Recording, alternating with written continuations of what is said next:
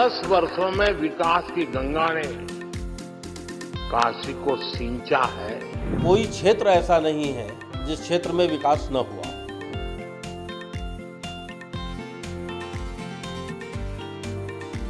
महिलाएं, औरत, बच्चे बिना किसी भय के रात को 2-2 बजे तक निकल रहे हैं।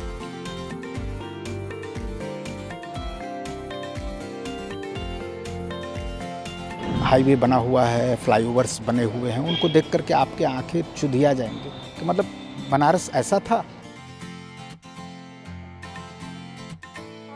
सड़क से लेकर विश्वनाथ कॉरिडोर तक हर जगह विकास ही विकास है।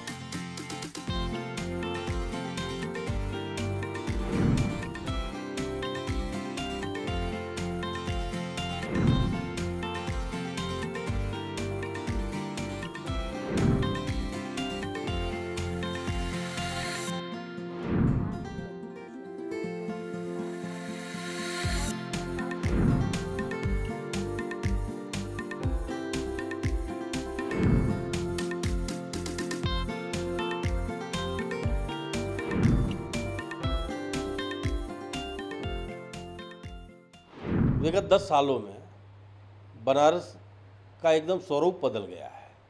यहाँ चहुमुखी विकास हुआ है। विकास की अगर दिशा को देखा जाए तो कोई क्षेत्र ऐसा नहीं है जिस क्षेत्र में विकास न हुआ हो। पहले तो चिकित्सा की क्षेत्र को आप देखिए।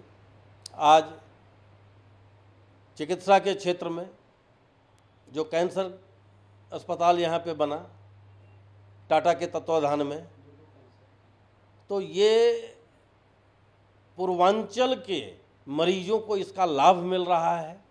और कैंसर के लिए जो लोग मुंबई भागते थे, दिल्ली भागते थे, अब उन्हें भागने की ज़रूरत नहीं है, उन्हें काशी में ही इलाज मिल जाता है। इसके साथ साथ रोडों की व्यवस्था, जो रोड चलने लायक नहीं हुआ करते थे 10 साल पहले, आज वो रोड साफ़ सुथरे हो गए हैं। रोडें बन चुकी हैं, चौड़ाई बढ़ चुकी है उनकी। फ्लाईओवर्स, जगह जगह फ्लाईओवर्स बन गए हैं, जिससे जाम से निजात मिला है।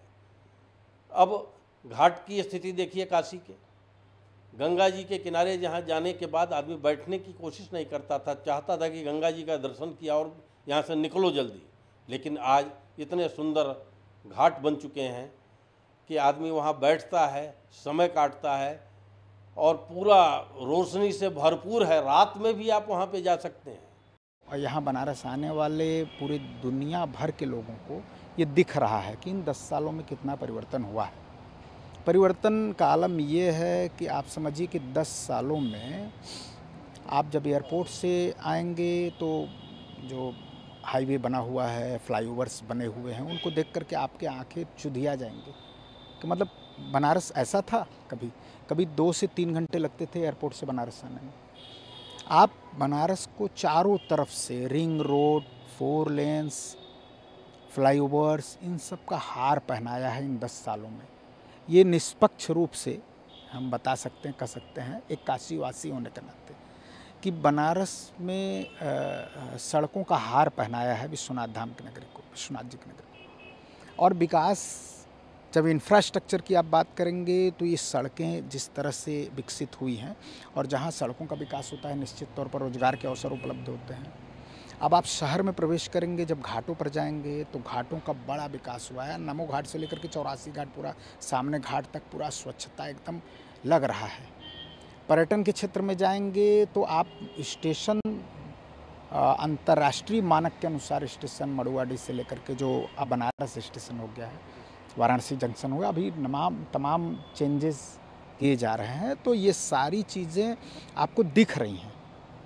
अब देखिए पक्ष विपक्ष तमाम तरह की बातें करता है, तो राजनीतिक मोतियाबिंद हो बात अलग है, लेकिन जो चीज़ें सामने दिखेंगी, जहाँ लाखों की संख्या में विश्वनाथ धाम आते थे दर्शन करने के लिए, वहाँ आप 7 से 9 करोड़ जो सरकारी आंकड़े हैं, तो इस 7 से 9 करोड़ लोग अगर बनारस में पर्यटन के उद्देश्य से आ रहे हैं, धार्मिक यात्रा पर आ रहे हैं, तो इसका आर्थिक रूप से असर किस पर पड़ेगा?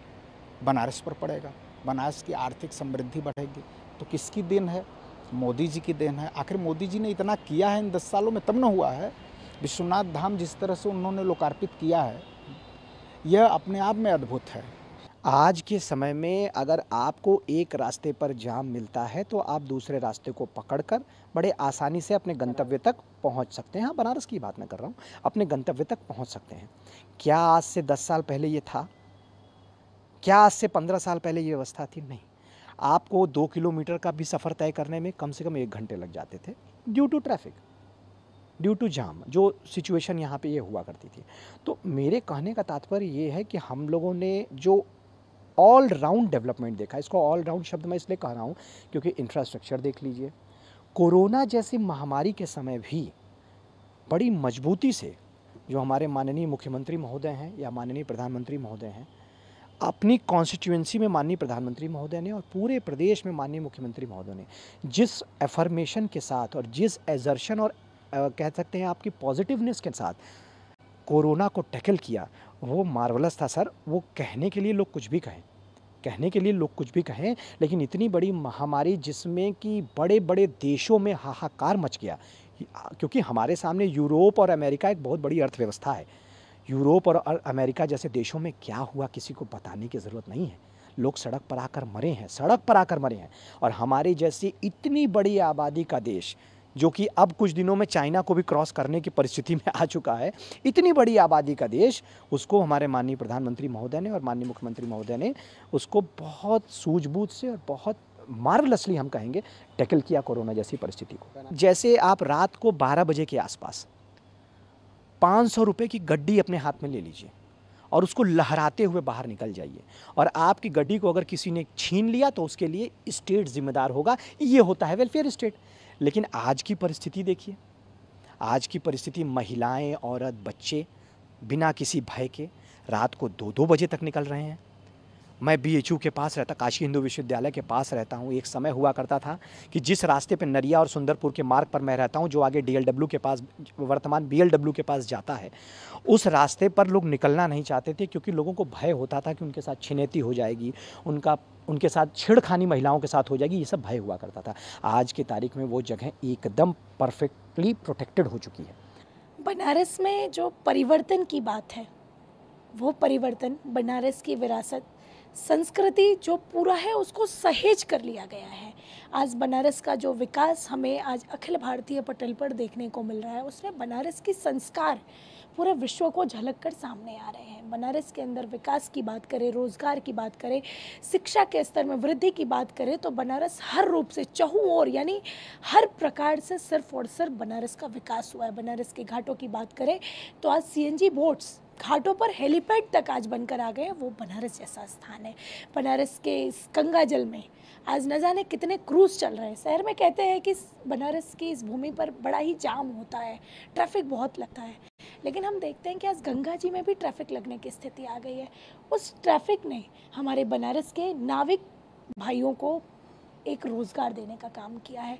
आज जो विश्वनाथ कॉरिडोर का निर्माण बनारस शहर के अंदर हुआ है, उसने टूरिज़्म के माध्यम से यहाँ के बुनकर और छोटे छोटे जो दुकानदार हुआ करते थे, उनको व्यापार देने का काम किया। आज बनारस में चहुं ओर रोज़गार, एक जो पारंपरिक रोज़गार बनारस का होता था, उसका आज विकास हो रहा है। इसके साथ ही अगर बात करें इस बनारस के अंदर, तो एक मेडिटेशन सेंटर, बनारस वैसे ही अपने आप में एक पौराणिक और प्राचीनतम नगरी है, लेकिन उसके साथ बनारस को एक मेडिटेशन सेंटर भी दिया गया है, जिसके माध्यम से बनारस के लोगों को खुद को इस प्रकृति से, पर्यावरण से, ईश्वर से जोड़ने का अवसर मिलना है। तो ऐसे बनारस का विकास एक ऐसे स्तर पर किया जा रहा है कि पूरा विश्व इसको देख रहा है। इसके साथ ही अगर हम देखें तो बनारस के अंदर आज इंटरनेशनल क्रिकेट स्टेडियम जैसा, मेरे जैसा बनारस में रहने वाला व्यक्ति इसके बारे में कभी सोच ही नहीं सकता था कि बनारस में ऐसा भी कुछ होगा। बनारस में रुद्राक्ष कन्वेंशन सेंटर जैसा एक ऑडिटोरियम, हमने नहीं सोचा था कभी कि हमारे बनारस में रहन सहन में ऐसा परिवर्तन आने वाला है। बनारस को जीता जागता शहर हम हमेशा से कहते थे कि यहाँ के लोग 24 घंटे जगे होते हैं और अपने धर्म कार्य में, सभी कार्यों में तल्लीन होते हैं, अपने कार्य को अंजाम दे रहे होते हैं। लेकिन आज हम देखते हैं कि इस बनारस के अंदर टूरिज़्म के माध्यम से बनारस के लोगों के रहन सहन में जो परिवर्तन आया है वो बनारस के विकास की गाथा हर जगह रचते हुए नजर आ रहा है।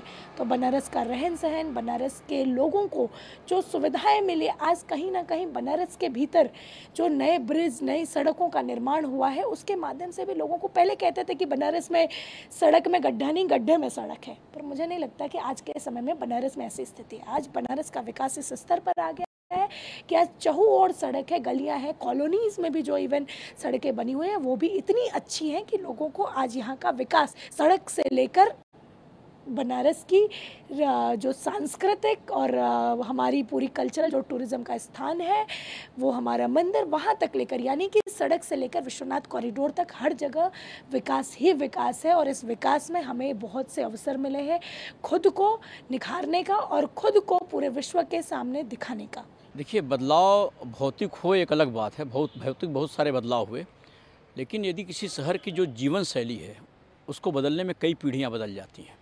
बनारस में कुछ जीवन शैली बदली। मैं यहाँ के रहन सहन, खान पान के बारे में नहीं कहना चाहता। जीवन शैली के दो महत्वपूर्ण तथ्य बदले। एक, ट्रैफिक को लेकर के लोगों के अंदर एक बहुत बड़ा बदलाव आया। लोग लाइन पर रुक जाते हैं। जो बनारस जाम का सबसे बड़ा शहर था, वहाँ ट्रैफिक सिग्नल को लोग मानने लगे। मैंने वो दौर भी देखा है जब वहाँ रस्सी लगाया जाता था चौराहे पर, पुलिस वाले और होमगार्ड के जवान रस्सी लेकर के स्थान को रोकते थे। वहाँ लोग अपने आप 95% की एक रिपोर्ट आई कि 95% लोग ट्रैफिक सिग्नल पर रुक रहे हैं। दूसरा एक बड़ा बदलाव इस शहर में स्वच्छता को लेकर के है। आप किसी भी घर में जाइए, चौराहे पर जाइए, दुकानदार को देखेंगे तो वो दुकानदार अपने यहाँ डस्टबिन रखता है। पहले कहीं भी लोग कुछ भी फेंक देते थे खा करके। यहाँ तक कि गंगा घाट किनारे भी यदि लोग कहीं कुछ फेंकने की कोशिश भी कर रहे हैं तो दो लोग टोक देते हैं कि भैया वहाँ मत टोको। यहाँ तक कि दुकानदार टोक देते हैं। ये जीवन शैली का बदलाव है। अब भौतिक के इस रूप में यदि आप देखेंगे तो बनारस में कोई ऐसा वर्ग नहीं था।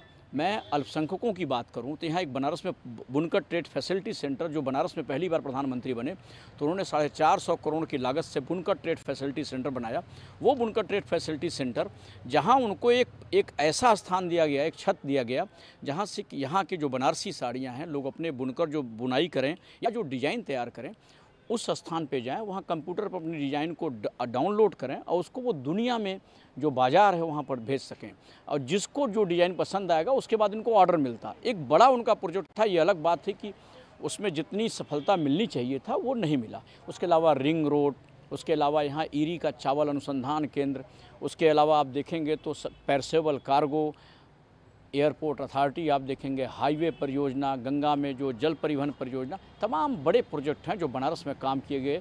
मुझे लगता है कि आगामी 50 साल की जो आबादी होगी, किसी भी शहर के भौतिक बदलाव के लिए जो आगामी 50 साल की जो आबादी होगी, उस आबादी को ध्यान में रखते हुए ये बदलाव किया गया है। और बहुत सारे बदलाव जो होने हैं भविष्य में वो होंगे, इसलिए कि सरकार बनारस को लेकर के बड़ा संवेदनशील है।